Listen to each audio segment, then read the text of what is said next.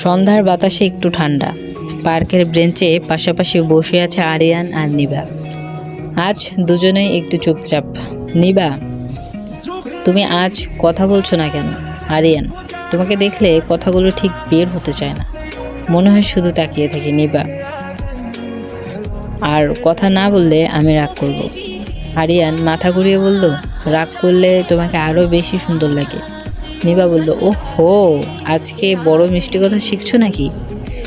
আরিয়ান বলল, না, পাশে থাকলে মাথায় নিজে থেকেই মিষ্টি মিষ্টি কথা চলে আসে।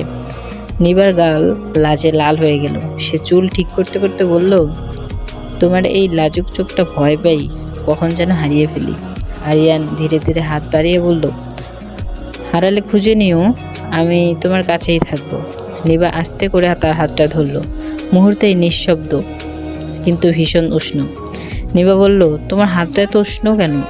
আরিয়ান বলল, কারণ পুরো দিন অপেক্ষা করি কবে তোমার হাতটা ধরবো। নিবা মুচকি হেসে তার কাঁধে মাথা রাখলো।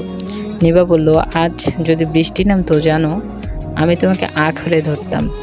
আরিয়ান বলল, বৃষ্টি না নামলে বুঝি আঁকড়ে ধরতে পারো না? নিবা বলল, বেশি চালাকি করো না, আমি শুধু তোমারই। আরিয়ান ধীরে ধীরে চাপাচাপি হয়ে বসলো। আরিয়ান বলল, আমার পৃথিবীটা ছোট, তার ভিতরে শুধু তুমি আছো। নিবার চোখ বন্ধ করলো।